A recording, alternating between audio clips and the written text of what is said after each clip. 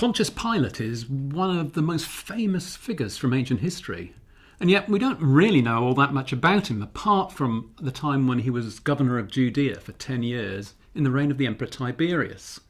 His title as governor was prefect. This means that he wasn't actually from the highest rank of Roman society. He was actually what was called an equestrian, or a knight, from the second level of Roman society. We know quite a lot about Pontius Pilate's governorship from writings of Jewish authors like Josephus, the historian, or Philo, an Alexandrian Jew. And they paint really quite a negative picture of him. He's seen as a kind of reckless and cruel governor.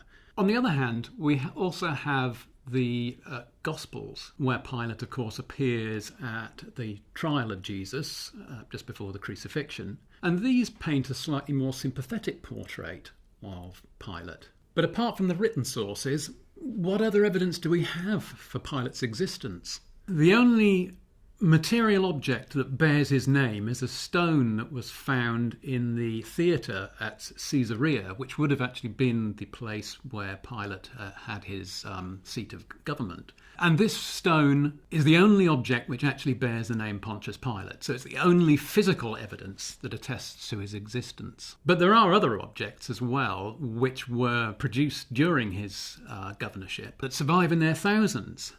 And these are the coins that were made while he was governor. As for the designs on the coin, one side shows 3 ears of corn bound together.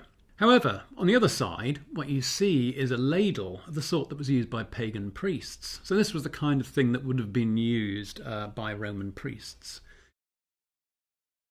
He was recalled to Rome in AD 36 for mishandling a rebellion by some Samaritans.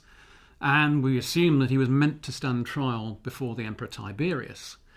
But as the historian Josephus tells us, when he got to Rome, he found that Tiberius had died. The new emperor was Caligula, and we have no further information about what happened to Pontius Pilate. Basically, as soon as he gets back to Rome, discovers the emperor is dead, he disappears completely from history. So it seems that there was an early Christian tradition that understood that nothing had happened to Pontius Pilate. So potentially he simply went back to Rome. Maybe he even carried on and started a new career or took on a new commission. We have no idea. So this incredibly famous figure simply disappears, vanishes from history altogether.